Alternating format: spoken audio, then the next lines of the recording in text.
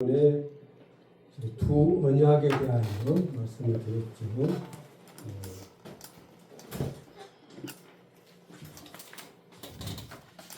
언약에 대한 말씀을 드렸는데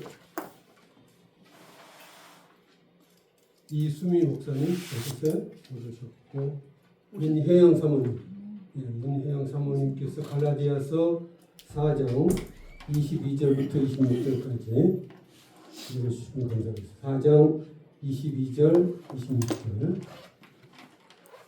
기록된 바 아브라함에게 두 아들이 있으니 하나는 여종에게서 하나는 자유 있는 여자에게서 낳다 하였으며 여종에게서는 육체를 따라 낳고 자유 있는 여자에게서는 약속으로 말미암음이라.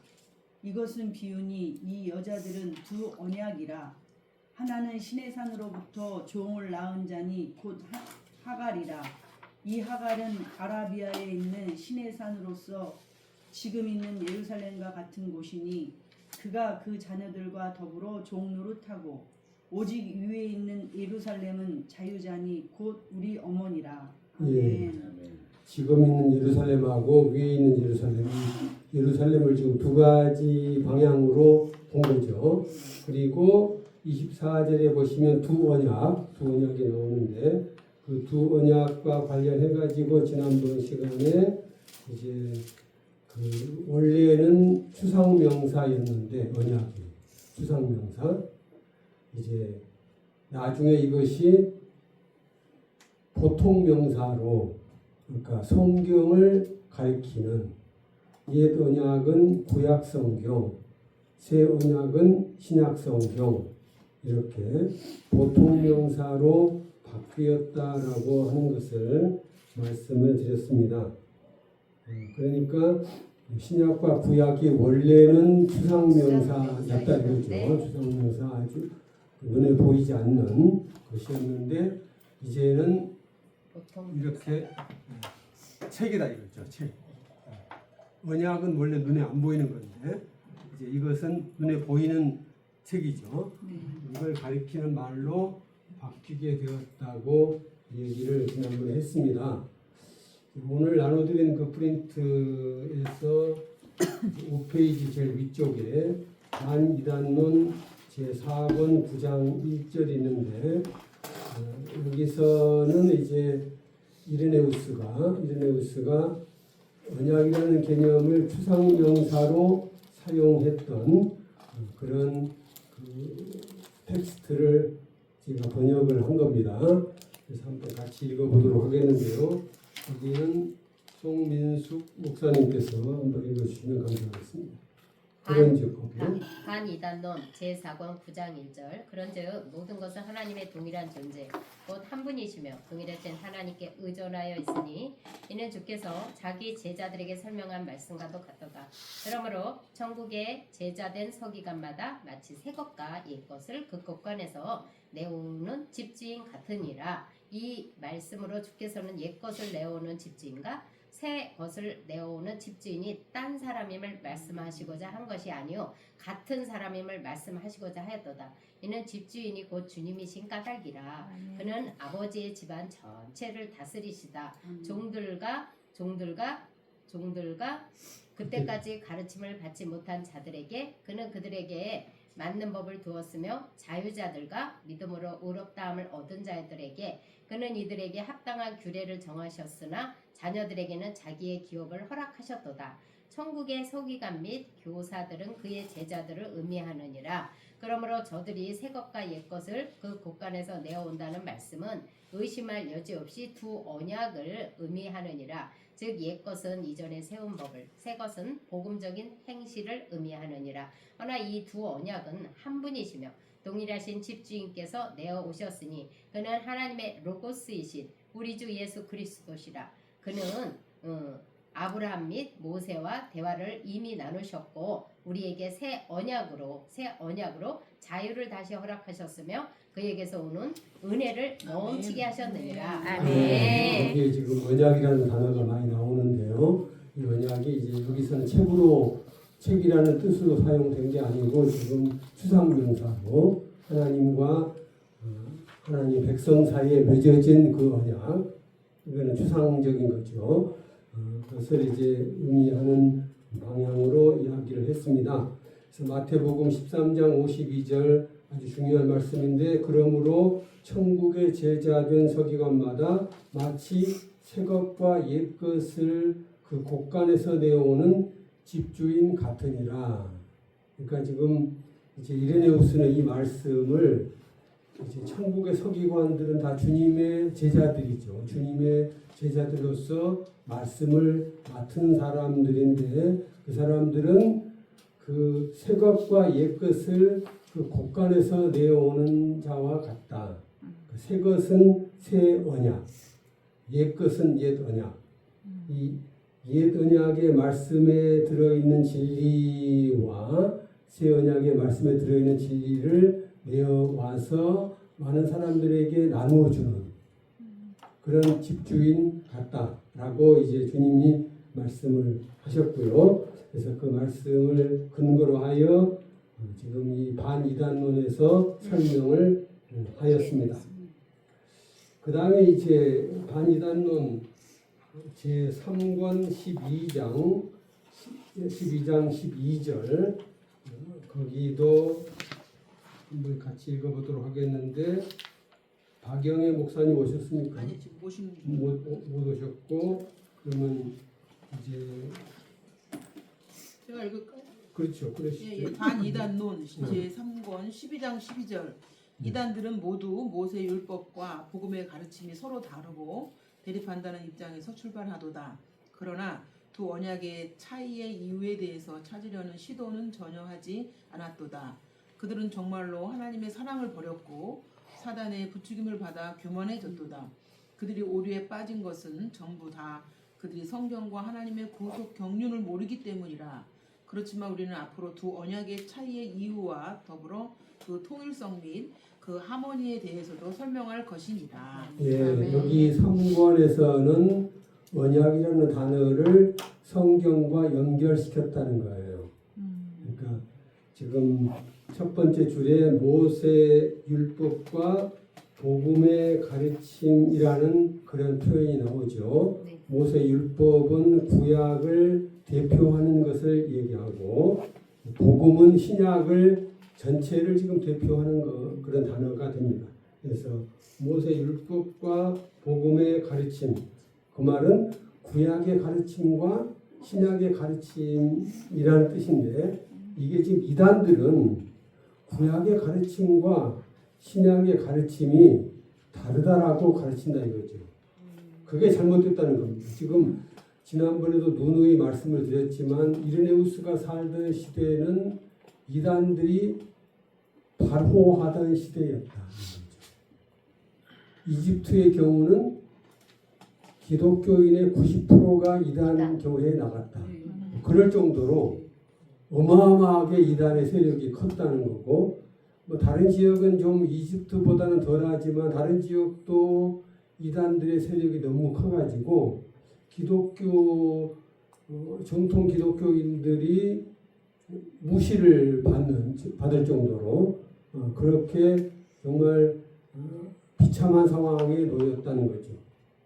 생각해 보세요. 만약에 통일교 신자가 90%고 정통 신자가 10%밖에 안 된다면 이거 정말 이거 말이 안 되는 거 아닙니까? 정통 신자가 이단이 되죠. 예. 근데 그 상황이 그 시대 상황이 그랬다는 거예요. 그러니 얼마나 비참한 상황이었냐 이거죠. 이런 상황에서 이레네우스는 지금 정통신앙의 입장에서 성경을 이제 봐야 된다라고 하는 걸 지금 얘기하는 거거든요. 그러니까 이단들은 지금 구약과 신약이 다르다, 대립된다라고 가르친다는 겁니다. 그들은 왜 그러냐? 오류에 빠진 것은 성경도 모르고 하나님의 구속 경륜도 모르기 때문이다. 성경도 모르고 구속 경륜도 모르기 때문에 그렇다. 두 언약의, 그래서 마지막 줄을 보면은 두 언약의 차이의 이유와 더불어서 그 통일성 및 하모니에 대하여도 설명할 것이라. 구약과 신약이 차이가 일부 있겠죠. 일부 있겠으나, 그러나 왜 차이가 있는지 그 이유를 설명을 하고, 그리고 차이만 있는 게 아니고 신약과 구약은 하나의 책이니까 통일성이 있다는 거죠. 하모니를 이루고 있다. 이걸 앞으로 자기가 설명하겠다라는 이야기를 하면서 이제 복음이라는 단어를 사용을 합니다. 복음. 그러면 여러분들이 이제 헬라어 성경을 되게 가지고 계실 텐데, 헬라어 성경을 되게 가서 한번 자세히 보세요. 보시면 헬라어 성경에는 유앙겔리온이라는 말이 안 들어가 있습니다. 제목에. 마태복음 그러면은요, 마태복음에 유앙겔리온 혹은 에vangelion이라는 그 단어가 안 들어가 있습니다. 그냥 어떻게 되어 있느냐? 카타마타이온 그렇게만 되어 있어. 앞에 에vangellion 혹은 유앙겔리온이 안 들어 있다는 겁니다. 마가복음도 마찬가지. 마가복음도 카타마르콘이라고만 되어 있고 유앙겔리온이라는 말이 없어요. 또 누가복음도 카타루칸이라고만 되어 있고 앞에 유앙겔리온이 없다 이거죠. 헬라어 성경 제목을 보시면. 그 다음에 요한복음도 카타 요한넨 이것만 있고 앞에 유앙겔리온이 없다는 겁니다. 그러니까 이것을 처음으로 붙인 사람이 누구냐 하면은 이레네우스예요. 그러니까 지금 이레네우스 굉장히 중요한 인물이에요. 마태복음, 마가복음, 누가복음, 요한복음이 복음이다라고 그렇게 명칭을 붙여준 사람이 이레네우스입니다. 굉장히 중요한 인물입니다. 그러니까 복음이라는 단어가 원래는 추상명사였는데, 아까 성경이 추상명사였잖아요. 언약이. 그런 것처럼 이제 복음도 원래는 추상명사였다 이거죠. 눈에 안 보이는 거였어요. 기쁜 소식, 굿뉴스. 그런데 그것이 이제 복음서라고 하는 책으로 보통 명사로 이제 됐다는 거예요. 그렇게 만든 사람이 이레네우스였다. 대단한 분입니다. 이레네우스가. 그래서 이제 이렇게 하게 된 이유는 뭐냐면 이단과 싸우기 위하여. 근데 그 이단 중에서 어떤 이단이 있었느냐? 지금 앞에 보시는 그림이 마르키온이라고 하는 이단이에요. 마르키온 이단인데 이 사람 이름이 마르키온입니다. 마르키온이라는 사람인데 이 사람에 대한 소개를 조금 드릴게요.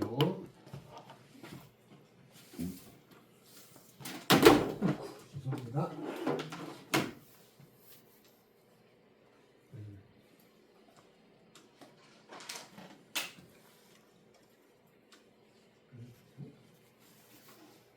중간에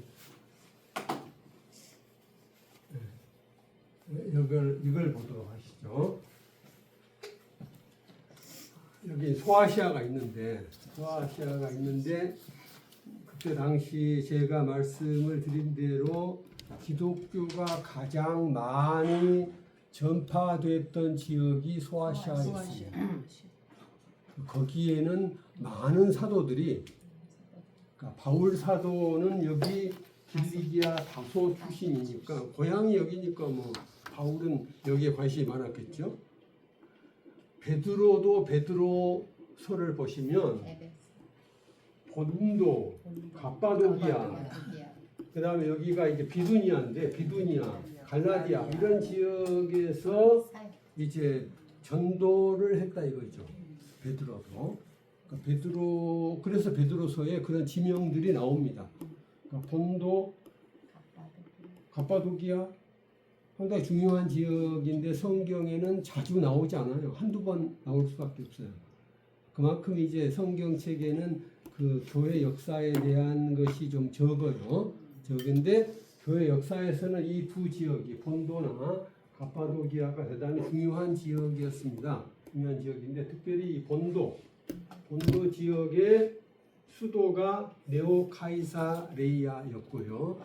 네오라는 말은 헬라어로 새롭다는 뜻이에요.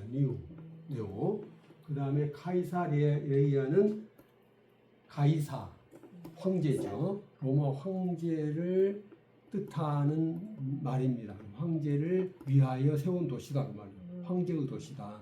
그러니까 황제의 도시인데 새롭게 세웠다. 그래서 네오 카이사레이아예요. 이 도시가 이제 본도 지방의 수도였고 시노페라는 도시가 있는데 여기는 내륙에 있고 여기는 바닷가에 항구 도시예요.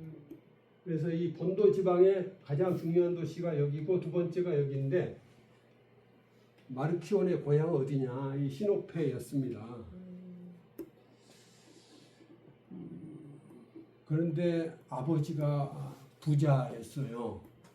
그리고 아버지를 잘 만났는데 아버지가 그 시노페 지역 교회의 감독이었습니다. 부친이 어떤 지역의 큰 도시에 시노페는 큰 도시인데 큰 도시에서 가장 중요한 교회 지도자였다 그러면 정말 복받은 사람이죠. 그렇지 않습니까? 만약에 포항이다. 포항에서 제일 큰 교회 담임 목사님이 아버지다. 대단하죠. 그럼 대단한 거예요. 그렇지 않습니까? 근데 바로 마르키오는 그런 사람이었어요. 그런 아버지를 뒀고, 근데 그 아버지가 또 부자였어요. 제가 이제 고향이 바닷가 도시거든요. 어디? 여수. 좋아요.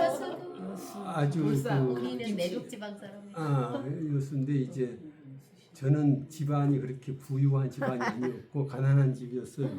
괜찮아. 근데 내 친구 바로 옆집에 이제 바로 그때 이렇게 사는 내 친구는 부자였거든요.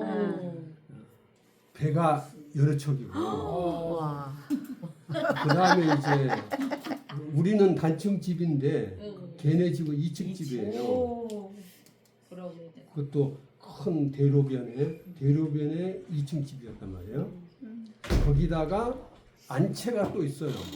우리는 안채가 없고 그냥 앞에 가게 있는 거기만 1층으로 있는 집이고 걔네 집은 앞에 대로변에 2층 집에다가 안채가 있고 그 다음에 또 안채 뒤에 또 집이 또 있어요.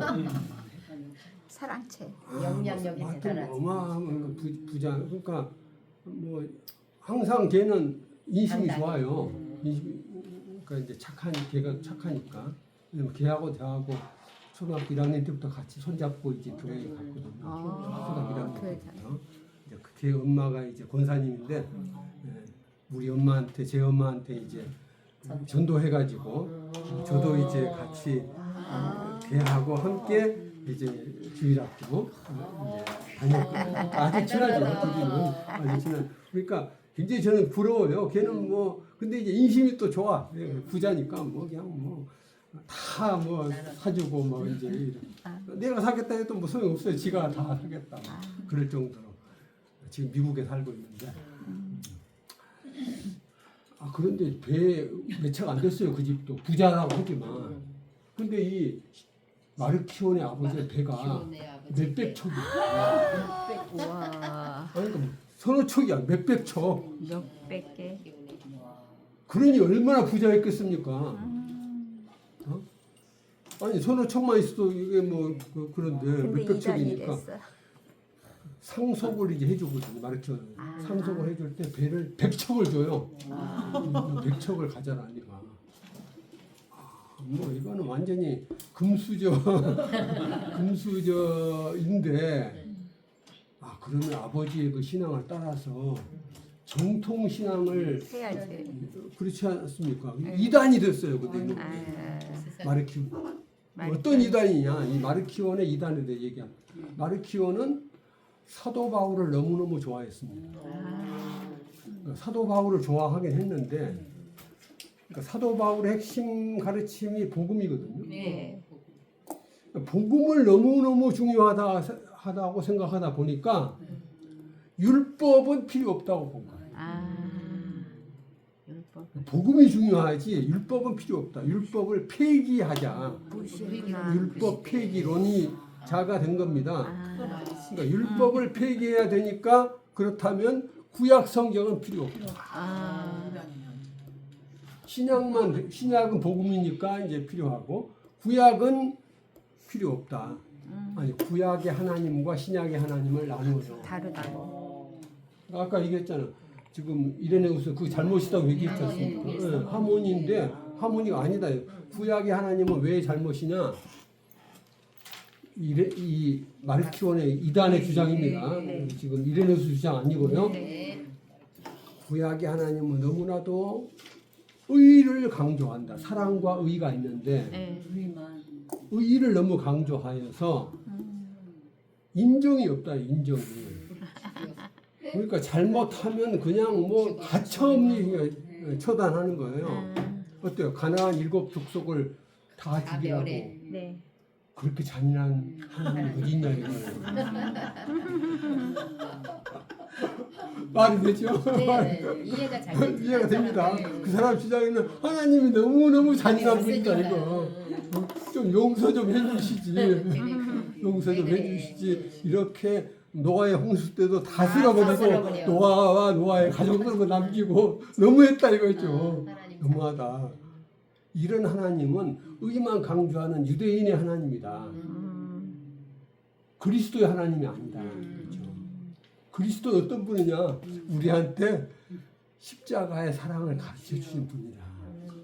그러니까 그리스도만 훌륭한 분이고 하나님은 구약의 하나님은 잘못된 거고 신약의 하나님 오직 그리스도의 하나님만 참 하나님이다. 이렇게 주장한 사람이 마르키오. 아까 그 다시 이름으로 다시 돌아갑니다. 살아봐. 이 사람 그렇게 이제 한 거예요. 그러니 구약은 다 필요 없고 구약은 필요 없고 신약만 필요한데 그 신약 중에서도 네 복음서가 있잖아요. 네. 네 복음서 다 필요 없다. 하나만 필요하다. 뭐가 필요할 것 같아요? 네 사복음서 중에서 여러분 이제 실력을 좀 요한복음. 누가복음. 왜 누가복음을 네 사복음서 중에서 누가복음을 왜 중요하게 봤느냐? 누구하고 친하죠? 사도가. 바울하고. 그렇지. 네, 그래서 바울이 누가를 사랑을 받는 의원이라고 그렇게 아주 귀하게 생각했잖아요. 누가는 항상 바울을 따라다녔어요. 바울을 따라다닙니다. 그러니까 이제 그 드로아에서 이제 마게도냐로 가잖아요. 네. 그때부터 이제 누가를 만나가지고 그때부터는 누가가 이제 바울이 로마로 갈 때까지 계속 따라다니는 동행하는 그런 동역자였거든요. 그러니까 누가가 그렇게 중요한 인물이니까 바울하고 지금 바울이 모든 사도들 중에서 가장 복음을 순수하게 잘 가르친 사람이 바울이다 이거죠. 마르키 입장에서는. 바울하고 제일 친한 사람이 누구냐? 누가니까. 나머지 마가나 요한이나 무슨 뭐 마태는 이거는 제대로 그 복음을 가르친 사람이 아니다. 그러니까 그 복음서는 필요 없다. 그 서신서도 바울 서신만 중요하고 요한 서신이나 무슨 뭐 베드로서나 뭐 야고보 필요 없다 이거예요. 네, 완전히 바울에 꽂힌 게 좋은데 바울에 꽂힌 거는 좋은데 사람이 균형을 잃어버린 거예요. 그렇죠. 네, 이런 사람이 이제 마르키온이라는 이단. 그러니까 그런 이단들이 지금 설치던 시대였다 이거죠. 그래서 그런 이단들을 지금 척결하고 싸우기 위하여 이 반이단론이라는 책을 썼고요. 네. 그래서 이제 그런 과정에서 이레네우스는 복음서가 넷이다. 하나가 아니고 누가복음 하나가 아니고 복음서가 넷이다라고 그렇게 최초로 가르친 사람이에요. 그러니까 그전에는 복음서가 많았어요. 히브리 복음, 도마 복음, 빌립 복음, 뭐 에비온 복음 뭐 이런 식으로 우리가 뭐 들어보지도 못했던 그런 수많은 복음서들이 있었는데 그거 다 필요 없고 4개. 사복음서만 있으면 충분하다라고 그렇게 말씀한 분이 이레네우스. 그러니까 우리가 지금 사복음서 쓰고 있는데 네. 그렇게 되게 된 중요한 계기가 바로 이 이레네우스였다 이거죠. 이레네우스가 이 사복음서 그래서 이 사복음서를 얘기하면서 숫자 풀이를 합니다. 숫자 풀이. 잘 생각하세요. 4, 숫자 중에 완전수가 있거든요. 완전수. 4, 1, 2, 3, 3, 4. 완전수 7, 7, 10 이런 것이 이제 완전수입니다. 완전수. 그러면 3은 무엇에 대한 완전수인가? 3이라고 하나님에 하는 대한 것은 완전수. 하나님에 대해서 잘 아시네요. 하나님에 대한 왜? 삼위일체. 삼위일체. 넷은 뭐예요? 땅. 땅과 사람에 삶. 대한 거. 땅과 사람. 동서, 남북, 춘하, 추동. 추동 이렇게 되는 거예요. 에덴 동산에 네 개의 강. 네 개의 강이 강이 흘렀다. 있다. 그러니까 에덴 동산에 네 개의 강이 흘렀는데 에덴 동산에 물이 충분했을까요? 부족했을까요? 충분했다는 겁니다. 그러니까 네 개의 강이 에덴 동산을 적셨는데 충분한 물이 있었던 것처럼 네 개의 복음서로 충분하다. 충분한 진리가 우리에게 전해진다. 아멘. 이레네우스가 그렇게 주장한 거예요. 네 개의 복음서로 사복음서로 충분하다. 다른 복음서 필요 없다. 오마 복음이라든지 뭐 이런 거 이단들이 쓰는 거 그런 이단들이 쓰는 거거든요. 맞아. 그런 것은 필요 없다라고 한 최초의 교부가 이레네우스입니다. 이레네우스. 그러니까 대단히 중요한 분이죠. 우리가 이 사복음서를 쓰는데 그렇게 사복음서를 쓰도록 만든 최초의 교부가 이레네우스니까 정말 대단히 중요한 교부라고 하는 사실을 알 수가 있습니다. 그래서 대단히 이제 중요했고요. 그래서 이 사복음서를 모두 정경으로 인정을 했다는 거. 그래서 이제 1페이지 제일 밑에 보시면 반이단론 3권 1장 2절이 나오는데 거기를 아까 이수미 목사님 안 읽으셨죠? 네. 네, 이수미 목사님께서 한번 읽어주시기 바랍니다. 이 책들은 모두 율법과 선지자가 전하는 바와 똑같이 우리에게 한 분이신 하나님 곧 천지의 창조자와 한 분이신 그리스도 곧 하나님의 아들을 가르치는 도다. 그런즉 복음서를 믿지 않는 자가 있다 하면 그는 주님의 지상 사역에 함께했던 자들을 멸시하는 자니 그는 이로써 주님 자신을 멸시하며 주님과 함께 성부까지 멸시하는 자라. 그가 스스로 심판을 받으면 주님의 구원에 강팍하게 항거하는 까닭이라. 헌데 이와 같은 일을 모든 이전자들 하나니 그들은 복음서의 수를 대폭 줄여 어느 하나의 복음서만 인정하거나 혹은 발렌티누스파가 진리의 복음이라는 것을 만든 것 같이 정경으로 인정된 사복음서 이외의 다른 복음서를 만드는 도다. 네, 여기서 정경, 사복음서는 네. 정경에 포함된다라고 하는 걸 분명하게 이야기합니다. 그래서 이 정경이라는 개념도 지난번 말씀드린 대로 이레네우스가 처음으로 사용을 한 것이다 이거죠. 네. 그 전에는 이제 경 혹은 성경이라는 단어만 있었는데 정경, 카논이라는 단어를 사용을 하였습니다. 그러면 이제 6페이지로 넘어가서요. 6페이지로 넘어가셔서 이 경훈 목사님께서 6페이지 반이단론 제3권 11장 7절 및 8절을 읽어주시면 감사하겠습니다. 여간 이것이 복음의 근본적인 가르침이나 곧 유일하신 하나님을 우리 주 예수 그리스도 아버지로 증거하고 그분 외에는 아무 다른 신, 다른 아버지를 인정 아니하는 것이로다.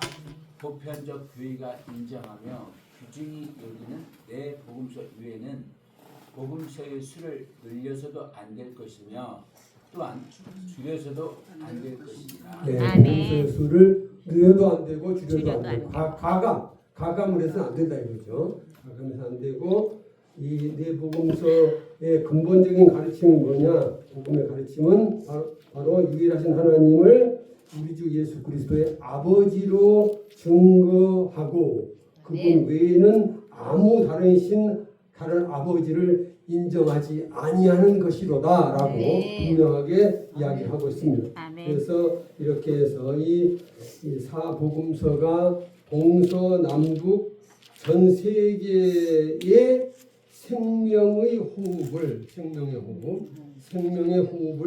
공급하는 것으로 이 사복음서로 충분하다라고 그렇게 이야기를 하고 있습니다. 아멘. 그러면 다시 이제 돌아가서 박영애 문혜영 사모님께서 계시록 4장 6절부터 11절까지를 읽어주시면 감사하겠습니다. 아멘. 보좌 앞에 수정과 같은 유리 바다가 있고 보좌 가운데와 보좌 주위에 네 생물이 있는데 앞뒤에 눈들이 가득하더라.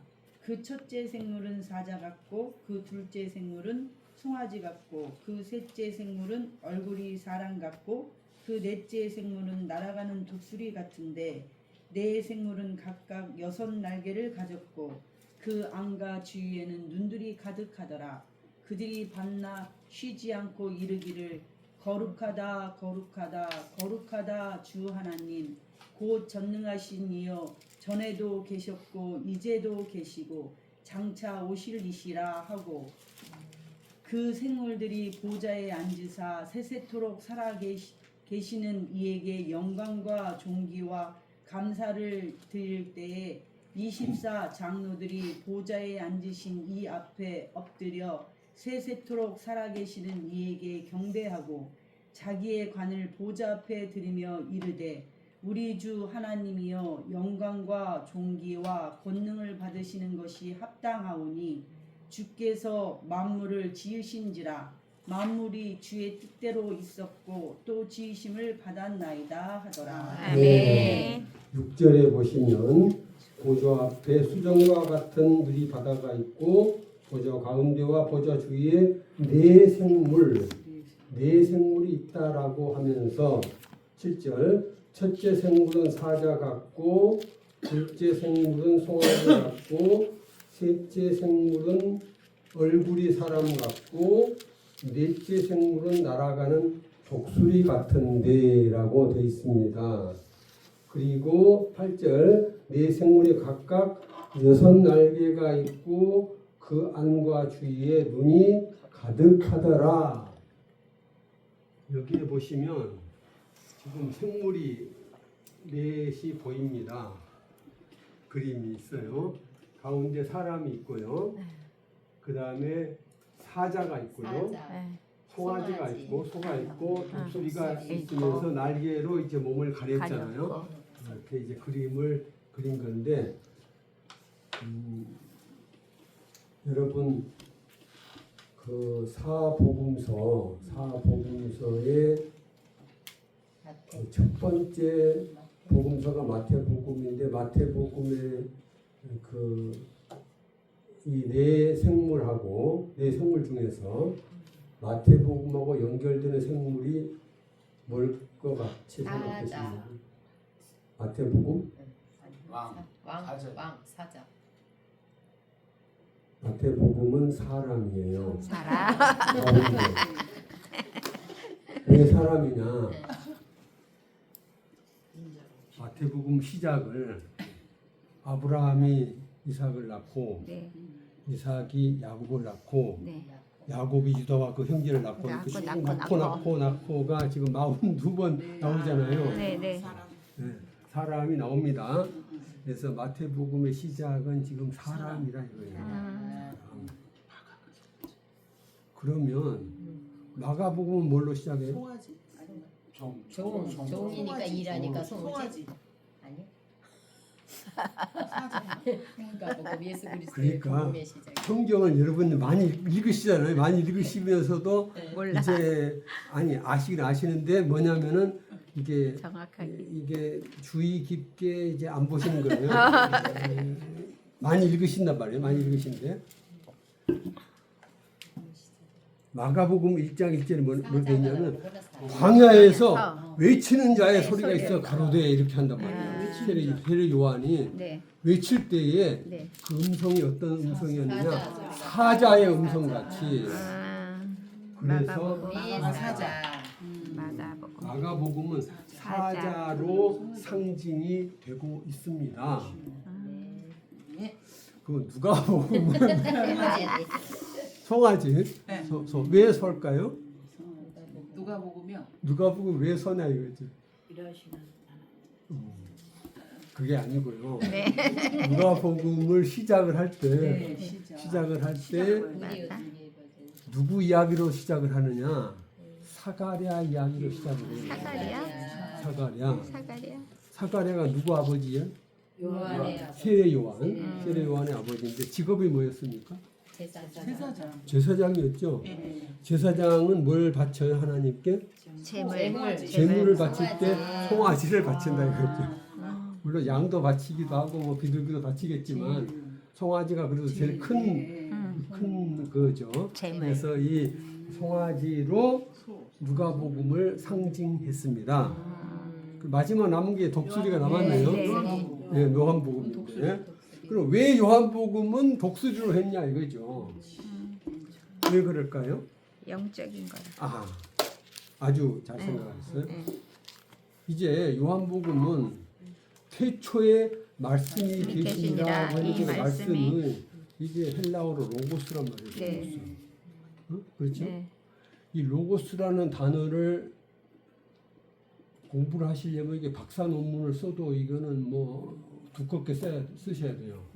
여러분들이 이제 논문 쓰시는지 안 쓰시는지 모르겠지만 논문 써요? 써요. 논문 써야 안 써요? 써야 돼요. 써야 되죠. 박사 논문을 쓸 때 요한복음을 만약 1장 1절로 쓰신다 그러면 로고스를 설명 안 할 수 없잖아요. 근데 그렇죠. 로고스를 만약에 박사 논문으로 쓰신다면 이게 뭐 어마어마하게 책이 두껍게 돼요. 왜냐하면 하나만 갖고. 내용이 너무너무 심오하니까. 아니 태초에 말씀이 계시니라 이 말씀이 눈에 보이는 손으로 잡을 수 있는 말씀이 아니잖아요. 그렇죠. 어? 눈에 안 보이거든요. 눈에 안 추상적인 보이고 거. 태초부터 아버지와 함께 계셨다는데 그 아버지와 함께 계신 아니 제자들한테 발을 씻겨 주신 그분은 이해가 돼요. 쉽게. 그렇죠? 보이니까. 보이니까. 근데 지금 태초에 아버지와 함께 계셨던 그분을 어떻게 우리가 이해가 잘 안 되잖아요. 그렇죠. 근데 그런 걸 이해를 하려면 어때요? 우리의 영이 땅의 것에 머물러 있으면 이해가 안 되겠죠. 몰라.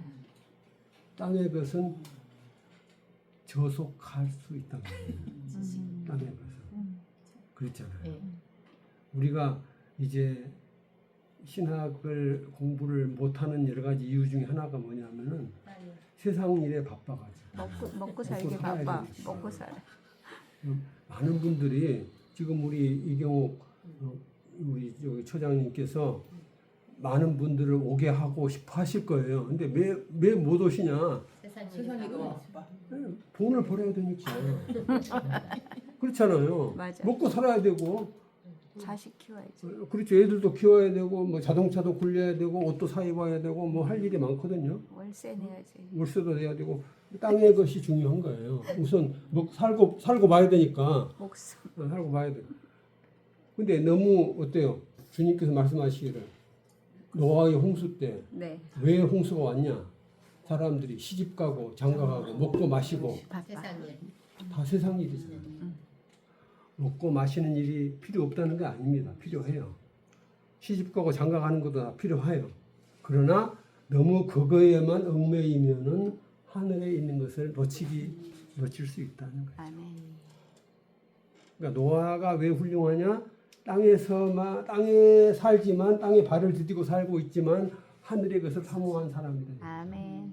그러니까 노아를 하나님이 선택하셨다 이거죠. 위로 올라가야 되는 거예요. 그러니까 독수리. 날개치는 날개치들. 그러니까 요한은 그런 신비로운 세계로 올라가려면 그 공간복음이라는 단어를 아십니다. 네. 마태, 마가, 누가는 누가, 공간복음서를 썼고 네. 요한복음은 공간복음서가 아닙니다. 왜 네. 아니냐? 네. 그만큼 요한은 영적인 거. 그리스도의 그 신성, 그리스도의 그 영적인 그런 그 신성에 대하여 다른 복음서 기자들보다 훨씬 더 강조하신 분이다 이거예요. 그러니까 이 사도 요한의 글하고 그 다음에 마태, 마가, 누가의 글하고 완전히 달라요. 읽어보시면 여러분들이 이제 많이 읽어보셨겠지만 다르단 말이에요. 그러니까 신학자들이 거기다가 이제 공관복음이라고 하는 단어를 만들어 가지고 마태, 마가, 누가를 하나로 묶고 요한복음은 따로 떼어냈단 말이죠. 네. 그래서 그 요한복음의 특징을 지금 저 독수리로 독수리. 표현을 했는데 그것이 사. 이 이레네우스가 했는데 그 근거가 금방 읽었던 계시록이다. 아, 계시록의 계시록. 말씀을 계시록에 근거해서 아주 근거해서 했고 그 다음에 또 다른 근거가 또 있습니다. 다른 에스겔. 근거 이제 송민숙 목사님께서 에스겔서 1장 4절과 14절 거기 또 읽어주시면 감사하겠습니다. 에스겔서 1장 4절 14절 내가 보니 북방에서부터 폭풍과 큰 구름이 오는데 그 속에서 불이 번쩍번쩍하여 빛이 그 사면에 비치며 그 불 가운데 단새 같은 것이 나타나 보이고 그 생물의 왕래가 번개같이 빠르더라.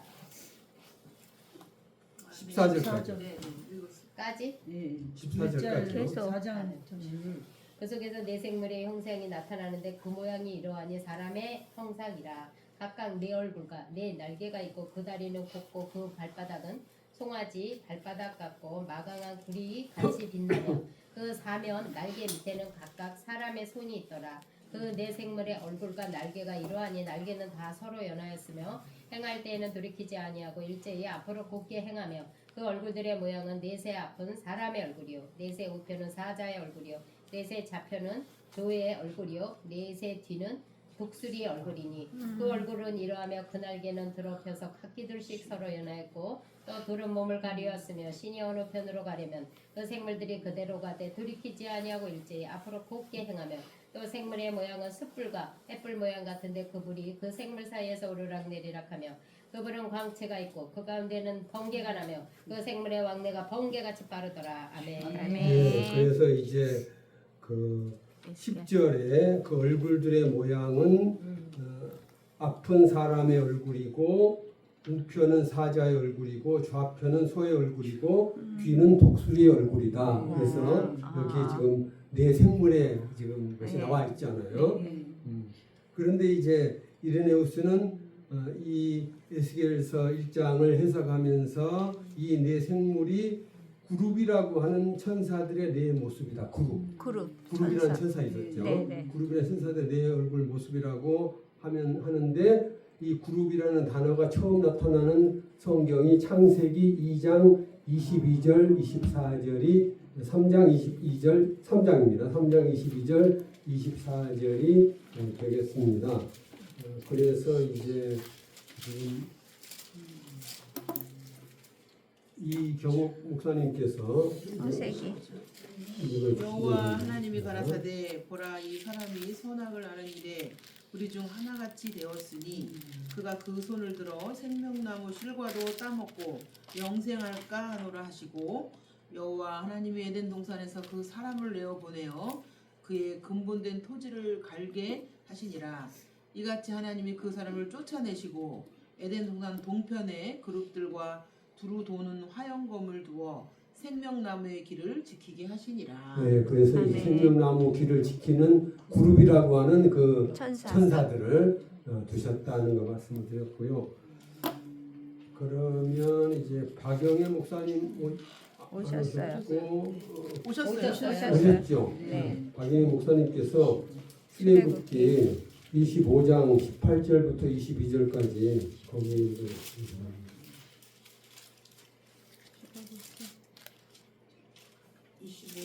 25장 18절부터 22절 18절에?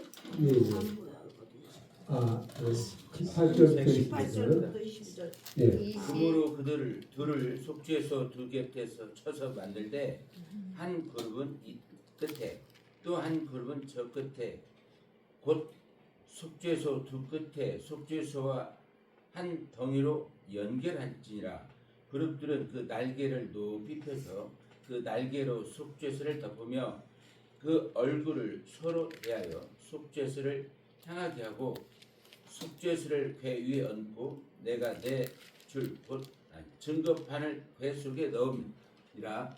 거기서 내가 너 만나고 속죄수이 곧 증거궤에 있는 두 그룹 사이에서 내가 이스라엘 자손을 위하여 내게 명령한 모든 일을 내게 이르리니. 네, 그 여기도 이제 그룹이 나오죠. 그룹이 나오는데 여기도 이제 그룹의 얼굴이 어떻게 생겼는지는 없습니다. 그건 에스겔서에 나온 거고요. 그러면 이제 이경호 목사 앞에 그 처음 오신 것 집사님. 같은데 성함이 김한나 네, 김한나 집사님. 집사님께서 왕상 열왕기상 6장 19절부터 29절까지 읽어주실 수 있어요? 네. 네. 왕상 6장 19절? 6장 19절 29절까지요. 여호와의 언약궤를 두기 위하여 성전 안에 내소를 마련하였는데 그 내소의 안은 길이가 20규빗이요 너비가 20규빗이요 높이가 20규빗이라 정금으로 입혔고 백향목 제단에도 입혔더라. 솔로몬이 정금으로 외소 안에 입히고 내소 앞에 금사슬로 건너지르고 내소를 금으로 입히고 온 성전을 금으로 입히기를 마치고 내소에 속한 제단의 전부를 금으로 입혔더라. 내소 안에 감람나무로 두 그룹을 만들었는데 그 높이가 각각 10규빗이라.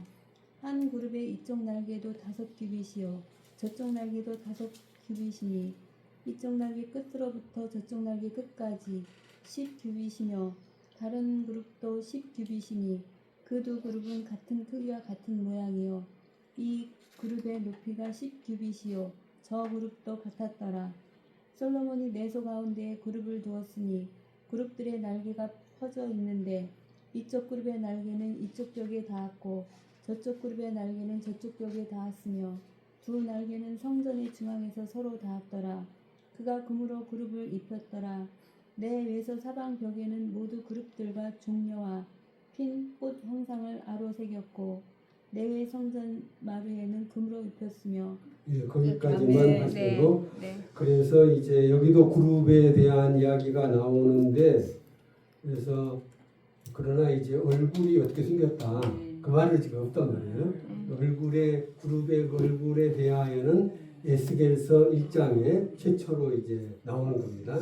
그래서 사람이냐 사자냐 뭐 이런 거 이것은 에스겔 선지자가 처음으로 한 것이고 그리고 요한계시록에 또 나오고 그래서 그런 성경을 근거로 하여 이레네우스가 이제 사람과 사자와 그리고 이제 황소와 독수리 이 네 생물로 성경 복음서 네 복음서를 상징하고 이 네 복음서만 정경으로 인정하게 되었어요. 여기서 이제 그다음 그 프린트의 6페이지 가운데에서 약간 밑에 보시면 초기 보편교회라고 하는 그 표현을 제가 써놨습니다. 네. 무슨 의미로 썼는지를 잠깐 말씀을 드릴게요. 이제 보편교회라고 할 때는 영어로 유니버설 처치 그렇게 이제 하거든요. 올드. 올드가 앞에 나왔는데 그거는 초기로 이제 번역을 했고요. 올드 유니버설 처치 초기 보편교회라고 했고 그 다음에 올드 유니버설 처치 옆에 올드 카톨릭 처치라고 써놨습니다. 천주교. 카톨릭. 그러니까 여러분들이 이제 오해를 하실 수 있어요. 카톨릭이 천주교 아니냐 이렇게 이제 생각하실 수가 있다 이거죠. 그러니까 이걸 제가 설명을 드립니다. 초창기 말이라고 하는 것은 자꾸 뜻이 바뀌어요. 변해. 시대마다 혹은 상황에 따라서 말이 바뀌는데 카톨릭이라는 말의 원래 뜻은 어떤 뜻이었냐면은 보편적이라는 뜻이에요. 원래 뜻이 보편적이다. 캐톨릭. 예. 그러니까 사도신경에 우리가 이제 마지막에 보면은 거룩한 공회와 그렇잖아요. 네. 거룩한 공회라고 했을 때 그때 라틴어를 보면은 카톨릭이라는 말이 나와요. 우리 한국말 성경에는 거룩한 공회라고만 돼 있는데 라틴어 원문을 보면은 거기에 카톨릭이라는 말이 들어 있어요. 카톨릭. 왜 이제 그렇게 됐느냐 이걸 설명드립니다. 어때요? 주님의 몸된 교회가 전 세계에 흩어져 있는데 그 모든 교회가 주님 안에서 하나입니까? 여럿입니까? 하나예요. 서울에 교회가 많아요. 많아. 경기도에 교회가 많아요. 정통 교회라고 한다면 그 교회는 주님 안에서 하나의 교회죠. 네. 그래서 교회론에서 배우시는 것이 첫 번째 교회의 특징이 뭐냐, 표징이 뭐냐, 하나된 교회. 아멘. 하나된 교회라고 그래요. 이게 조직신학에서 나오는 얘기입니다. 교회는 하나된 교회다. 그러니까 모든 교회가 아무리 세상에 개교회는 많이 있다 할지라도 그 모든 교회는 주님의 몸, 한 몸을 이루고 있다는 거예요. 아멘. 한 몸을 이루고 있다. 서로 연결되고 서로 그러니까 돕고 서로 같이 연합하고 같이 함께 일하고 함께 그렇게 사랑하고 그렇게 교제한다는 거죠. 그래서 성도가 서로 교통하는 것과도 나와요. 사도신경에. 성도가 왜 서로 교통하느냐? 교회가 하나니까 다 서로 교통할 수 있는 나가는 교회가 다를 수 있어요. 다른 교회로 나갈 수 있지만 성도는 서로 주님 안에서 연결되어 있다는 거죠. 한 몸으로. 그래서 이 세계 전체의 교회를 가리켜서 말할 때 보편 교회라고 합니다. 복편. 그것을 카톨릭에서 자기 것으로 만들어버린 거예요. 로마 천주교가 카톨릭은 우리 거야, 내 거야 그러면서 카톨릭 이외의 다른 교파에 대해서는 카톨릭을 쓰지 마 이렇게 된 거예요. 근데 자기들은 그 앞에다 뭘 붙이냐? 로마 카톨릭이라고 로마를 붙잖아. 로마에 있는 교회만 진짜 교회고 나머지 교회는 뭐 가짜 교회입니까? 그건 아니거든요. 그러니까 그 사람들이 잘못된 거예요. 그래서 원래는 로마 카톨릭 교회가 언제부터 생겼냐? 이제 생긴 걸 생각. 많은 분들이 로마 카톨릭 교회가 초창기부터 있었다라고 생각을 하세요. 그렇지 않습니다. 물론 초창기에 로마 교회가 있었겠죠. 왜냐하면 사도행전 2장에 보시면 수많은 나라에서 성도들이 와가지고 오순절 다락방에 그 성령 강림해가지고 이제 방언을 하고 하는 것을 다 들었지 않습니까? 네. 들을 때 세계 각지에서 온 성도들이 그걸 들었단 말이에요. 그 속에 로마도 들어있어요. 그러니까 그때 이제 예수를 믿은 분들이 로마로 가서 교회를 세울 수 있었겠죠. 그리고 나중에 베드로가 가서 또 전도하고 했기 때문에 교회가 이제 생겼겠죠. 그랬을 텐데 그때부터 카톨릭이었냐? 그건 아니거든요. 언제부터 카톨릭이냐? 이제 이게 이제 문제인데 카톨릭이라고 할 때는 교황을 뭐라고 하냐면은 파파, 라틴어로 파파 그래요. 파파. 아버지. 교황을. 교황이 원래 파파예요. 아버지라는 뜻입니다. 아빠. 그러면 교황만 아버지라고 하는 게 아니고 지금 교부들 할 때 교부들도 아비 부자 아닙니까? 교회 아버지. 교회 아버지. 그리고 이레네우스도 아버지예요. 폴리캅도 아버지예요. 이그나티우스도 아버지예요. 터툴리안도 아버지예요. 어거스틴도 아버지예요. 그러니까 로마 교황만 아버지가 아닌 거예요. 아버지 왜 아버지라 불렀냐? 지난번에도 말씀을 드렸는지 모르겠는데 교회에는 권위가 있는 어른이 필요한 겁니다. 물론 모든 사람들이 다 똑같다. 이것도 있어요. 평등. 그러니까 그래서 주님께서 평등을 강조하시기 위해서 제자들의 발을 씻겨주신 거거든요. 그러니까 감독이 됐다 할지라도 높은 사람이 됐다 할지라도 너희들은 세상과 같지 않다. 세상의 권력자들은 억압하고 누르고 하는 것이 세상의 권력자들의 특징이지만 주님의 몸된 교회 안에서는 섬기는 자가 큰 자다. 작은 자가 큰 자다. 라고 하는 걸 보여주시기 위해서 발을 씻겨주신 거다. 이거죠. 그렇지 않습니까? 그러니까 이제 지금 그 아버지라고 했을 때 그 아버지가 권위가 있는 사람인데 그 권위가 있는 사람이 왜 웃자리에 상석에 앉느냐? 상석에 앉는 것은 자기가 대접받으려고 앉는 게 아니라는 거예요. 섬기기 위하여. 이게 중요하거든요. 그러니까 몸은 지금 상석에 앉아 있습니다. 분명히 상석에 앉아 있어요. 상석에 앉아 있으나 정말 그 사람이 주의 종이라고 한다면 이게 아주 중요한 얘기입니다. 진정으로 주의 종이라고 한다면 그 마음은 섬기는 자의 마음이에요. 앞에 선 것도 누군가 앞에 서서 왜 앞에 나가서 마이크 잡는 게 부담돼요. 부담된다니까. 저도 초등학교 때 문제를 풀었어요. 문제를 풀었는데 내가 제일 먼저 풀었거든요. 그러니까 담임 선생님이 너 앞에 와 설명해봐 그래. 너무 수줍어가지고 학우들 앞에서 내가 잘났다 이거 도저히 이게 뭐 마음이 약한 사람이라 이제 안 돼. 그래서 못한다고 내가 그랬는데 선생님 한심하게 봤겠죠. 한심하게 봤을 텐데. 그러니까 그때 저도 이제 잘못 생각한 거예요, 사실은.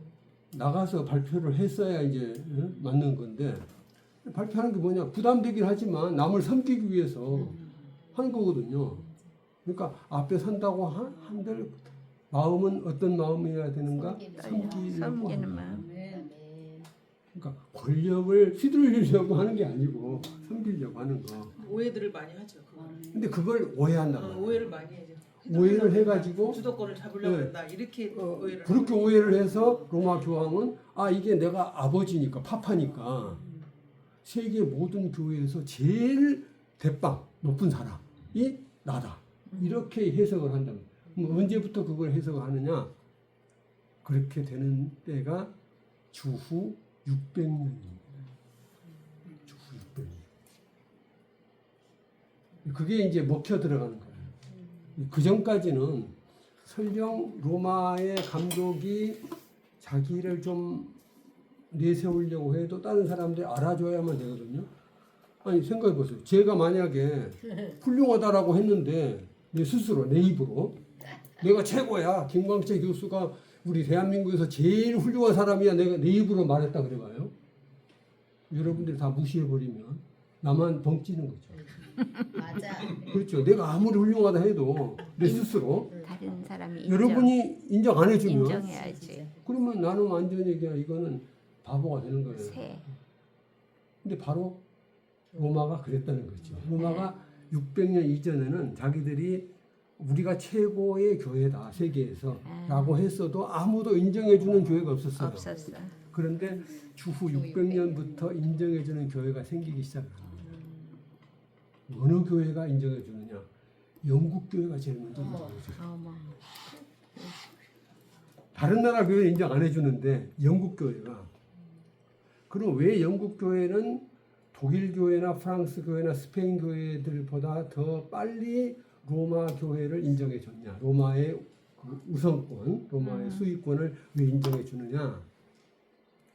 영국이 지금은 대단한 나라가 됐지만 그때는 변방이었어요. 변두리였다. 이게 지금 여기 지도를 한번 그려볼게요. 그러면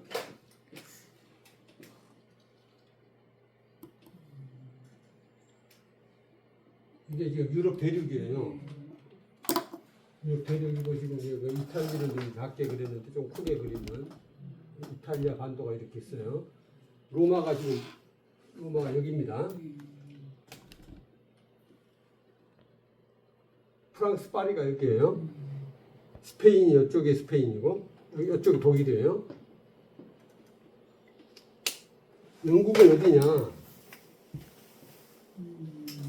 섬나라였다.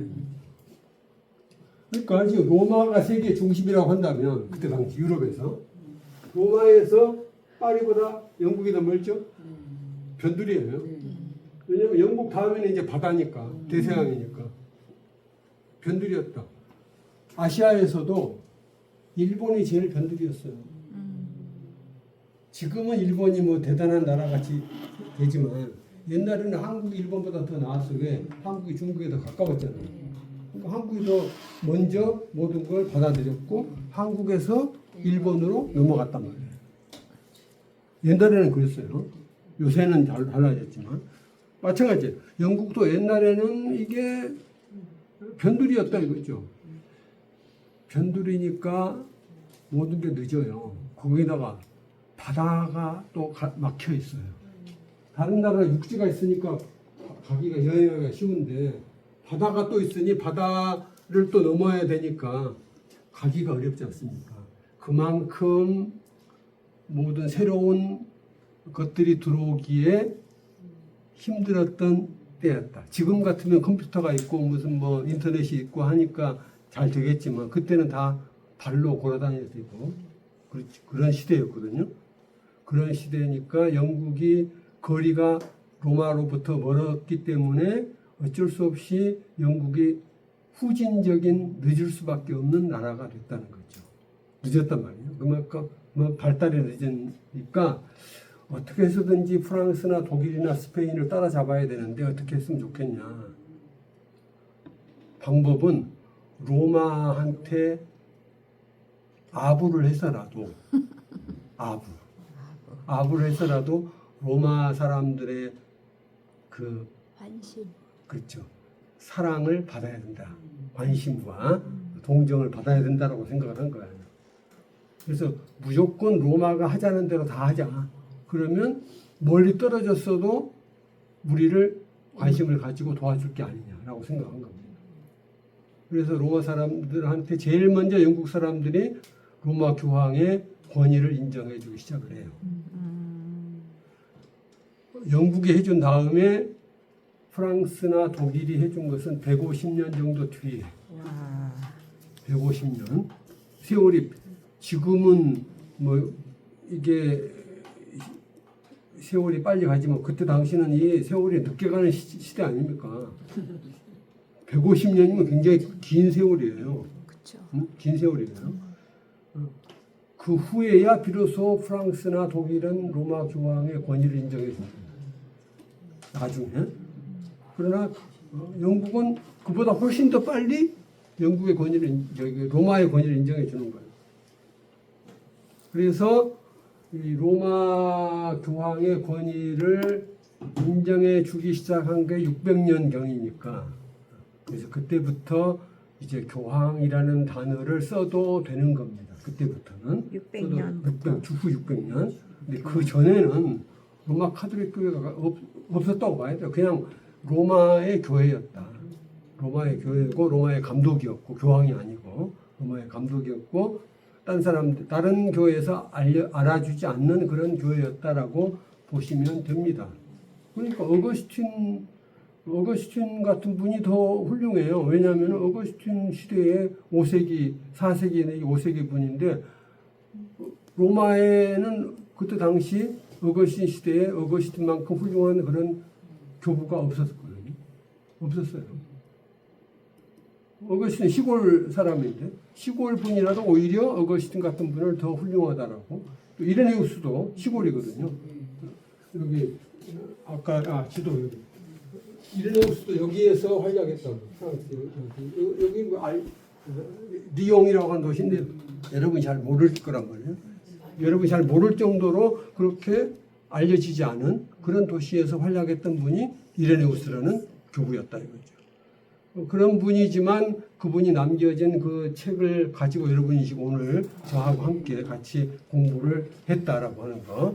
그만큼 이제 이레네우스가 중요한 이제 분이었다는 걸 말씀드렸는데, 근데 또 시간이 없기 그러면 때문에. 여기 로마가 기독교를 인정하고 예. 했는데 그럼 어느 시대 때 된 거예요? 이게? 그러니까 이것만 얘기하고 가톨릭. 그러니까 카톨릭이라고 하는 게 원래 뜻은 로마 카톨릭이라는 뜻이 아니고 세계 교회는 주님 안에서 하나다라고 하는 거 그런 뜻으로 보편 교회라고 했다 이거죠. 네. 그런 때가 언제까지 계속해 600년경까지는 그게 계속이 되는 거예요. 600년경까지는 카톨릭이라는 뜻이 오늘날 말하는 로마 카톨릭 천주교를 말하는 게 아니고 그냥 아니고 교회 보편. 모든 세계 교회는 하나의 교회고 네. 서로 연결돼 있다. 그것도 정통 교회면 돼요. 정통 교회 이단은 빼고요. 그런 교회는 하나의 교회다라는 의미에서 보편 교회다 이거죠. 그런데 왜 올드라는 말을 썼느냐? 이거는 초기라는 말을 왜 썼냐면은 이 로마의 교회가 자꾸 자기들이 카톨릭이라고 하기 때문에 그걸 막기 위해서 앞에 올드를 넣은 겁니다. 그래서 초기 보편 교회는 그런 것이고 그 다음에 또 한 가지 이제 콘스탄틴 황제가 들어서서 네. 국가가 이제 교회를 국가교회로 인정해 주거든요. 네. 그게 313년부터 그러는데 313년 그러니까 을 기준으로 해서 그 이전의 교회는 국가의 인정을 못 받아요. 예, 국가의 교회를 못 받고 지금 핍박을 받는 교회니까 네, 순교자 핍박했잖아요. 교회 네. 그런 그때의 보편적 교회를 초기 보편 교회라고 한다 이거죠. 핍박 받을 때. 핍박 받을 때. 핍박 그리고 이제 받고. 핍박을 끝난 다음에 보편 교회는 뭐라고 하냐면은 제국교회라고. 제국교회. 로마 제국교회. 보편 교회인데 제국의 보편 교회다 이거죠. 그런 의미에서. 그러다가 나중에 이제 로마 카톨릭 교회는 이제 주후 600년 이후 로마 카톨릭 교회가 되는 거예요.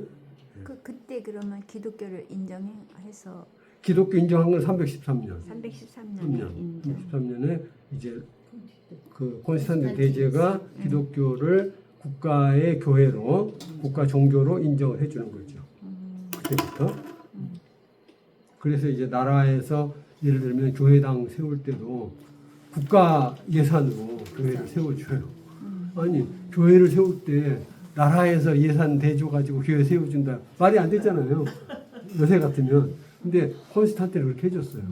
그래서 이제 교회가 예, 전쟁을 교회가 참여하게 되는 예, 많이 나라로부터 재정 지원을 받고 그러니까 이제 말씀하신 대로 타락하게 되는 거예요. 근데 이제 사람들이 생각하기에는 처음부터 천주교에서 기독교가 나왔다 이런 식으로 그렇게 얘기를 그건 하니까. 잘못 알고 네. 역사를 네. 제대로 모르니까. 공부를 안 하니까 이제 그렇게 오해를 하고 처음부터 베드로 시대부터 사도 시대부터 카톨릭 교회가 있었던 것처럼 네. 이제 생각을 하고 맞아요. 카톨릭에서 또 그걸 주장을 해요. 천주교에서 자기들이 그렇게 작은 했다. 집이라고. 왜냐하면은 베드로 때부터 이미 자기들은 그렇게 있었다라고 주장을 한다고요.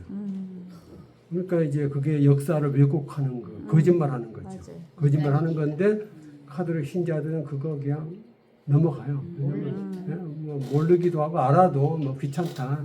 이제 그 사람들이 아는 사람도 있어요. 아는 사람 있는데 이제 알면서도 그냥 넘어가자. 뭐 그거 가지고 싸울 필요가 뭐가 있냐. 좋은 게 좋지 뭐 이렇게 하면서 넘어가는 거예요. 넘어가고 그런데 이제 우리들 입장에서는 그거 인정할 수 없는 거죠. 그럼 오늘 여기까지 하시고요. 네, 네.